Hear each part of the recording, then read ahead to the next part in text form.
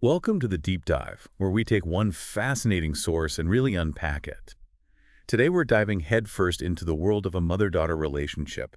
And trust me, this isn't your typical family drama. What's truly captivating is that our source material comes from a rather unexpected place, a transcript of a real conversational hypnosis training session, using the Emotional Trance Method, or ETM for short. Okay, I have to admit that sounds a little intense. Imagine learning hypnosis through a podcast wild right. But seriously, before we get to the actual session, can you give us a quick rundown of what ETM actually is? Essentially, ETM is a gentle conversational approach to helping people tap into those deep-seated emotions they might not even be aware of. Now, unlike traditional hypnosis that often involves direct suggestions, ETM practitioners act as guides. They help individuals uncover their own insights by paying close attention to seemingly subtle cues, a pause, a repeated phrase, even a slight change in their voice. It's really fascinating stuff. So we're talking about uncovering hidden meanings and motivations that even the individual might not be consciously aware of. Precisely. Imagine having access to a whole other level of understanding about yourself, your experiences, and your relationships. That's the potential of ETM. All right, I'm hooked. So tell me more about the players in this training session. We have two trainees. Paula and Ashley, don't worry, we've changed their names to protect their privacy. Ashley is the client in this session, and she's in her early 30s, struggling with her relationship with her mom. Relatable. Who hasn't had a little mother-daughter drama, am I right? Yeah. But what makes Ashley's situation stand out? Well, within the first few minutes of the session, a recurring theme starts to emerge, this feeling of not being good enough for her mother. It's like this underlying current throughout the entire conversation. That's so poignant, almost like she's trying to articulate something she doesn't even have words for yet. Exactly. And that's where ETM really shines.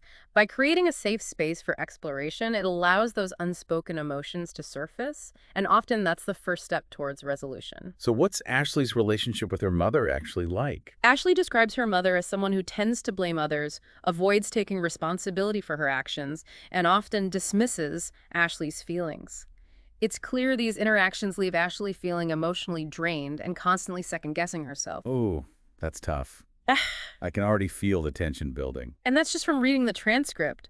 Imagine being in the room and picking up on her subtle unconscious cues, the hesitation in her voice, the way her body language changes when she talks about her mother. Those nonverbal cues are like little whispers of what's really going on beneath the surface. Exactly. For a trained ETM practitioner, these cues are incredibly valuable.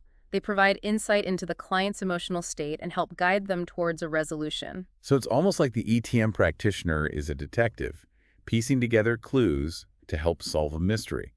Only this mystery is someone's emotional world. That's a fantastic way to put it. Now, as the session progresses, we start to see what we call resistance emerge in Ashley. Okay, before we go any further, can you break down this whole resistance thing for me? It sounds like something out of a therapy textbook. You're right, it can sound a bit jargony. Basically, resistance in this context just means that Ashley is hesitant to fully embrace a particular thought or feeling. It's like an inner tug of war. So if Ashley's resisting what's creating that inner struggle for her, what's she grappling with? It seems she's resisting the possibility that her relationship with her mother might not be easily fixed. She's holding on to this hope that if she just tries hard enough, if she can just become good enough, things will change. That's a really common pattern, especially in families.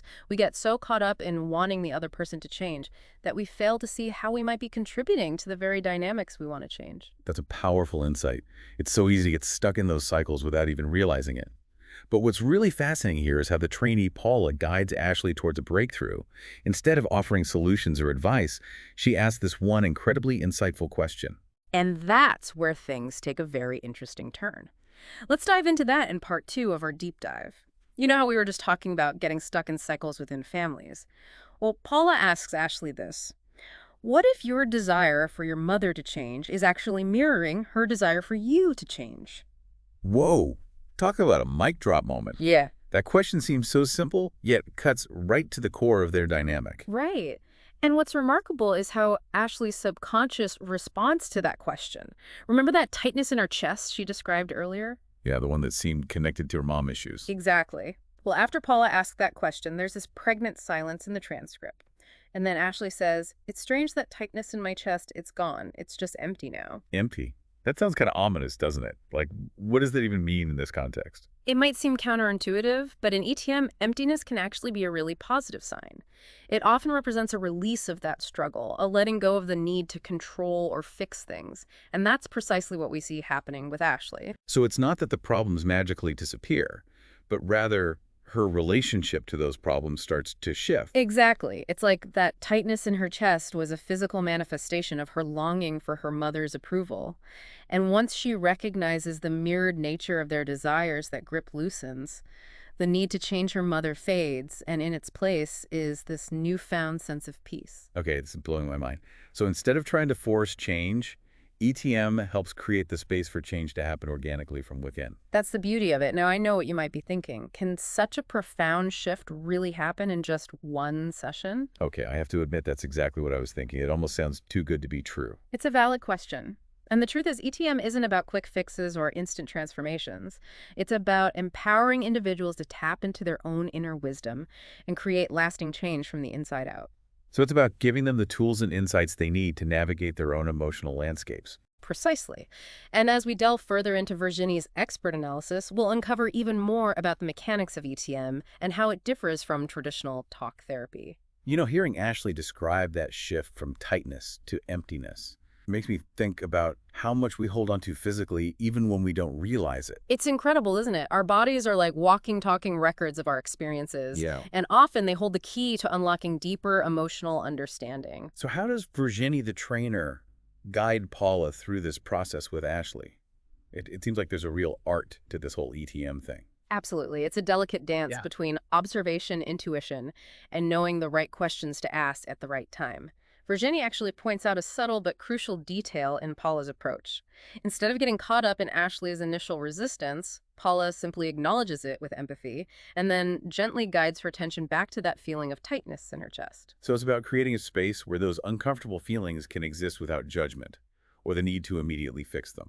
Exactly. And what's so fascinating is that when we simply observe those sensations with curiosity, they often begin to dissipate naturally. It's like by shining a light on those dark corners of our subconscious, we take away their power to control us. You got it.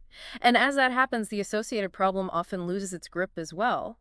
Remember how Virginie explained that the subconscious mind forms associations? Right, like linking that tightness in Ashley's chest with her relationship with her mother. Precisely. So by simply acknowledging and being present with that physical sensation, Ashley, with Paula's guidance, begins to disentangle those subconscious connections. That's incredible. It's like those associations are the threads that hold our problems together, and ETM gives us the tools to carefully unravel them. What a brilliant analogy. And what's even more remarkable is that this entire process unfolded during a training session. Imagine the possibilities for growth and healing when ETM is practiced by experienced practitioners like Virginie. It's incredibly hopeful, isn't it? It suggests that even deeply ingrained patterns and seemingly intractable problems can shift with the right approach. Absolutely. And while Ashley's journey is unique to her, it highlights the transformative power of accessing and working with our subconscious minds. You know, as we've been unpacking this transcript, I've been struck by how much this relates to all kinds of relationships, not just mothers and daughters. That's such an important point. These dynamics of unspoken expectations, the desire for validation, and those repeated patterns of relating, they show up in all sorts of relationships. It's a good reminder that we all have our own inner landscapes to explore, and sometimes the most profound journeys begin with a single step inward. Beautifully said. And as we wrap up this deep dive, I'm left with a sense of awe at the complexity and resilience of the human spirit. Me too. It's like we've peeled back the layers of a complex emotional onion, revealing the intricate workings of the subconscious mind and its incredible potential for healing. And who knows, maybe this deep dive has even sparked a little curiosity in our listeners, a desire to explore those hidden depths within themselves. If you're out there and you're feeling that pull, that urge to dive deeper, don't ignore it. Embrace your curiosity, ask questions, and remember the most fascinating discoveries are often the ones we make about ourselves. Well said. Until next time, keep exploring, keep questioning, and keep diving deep.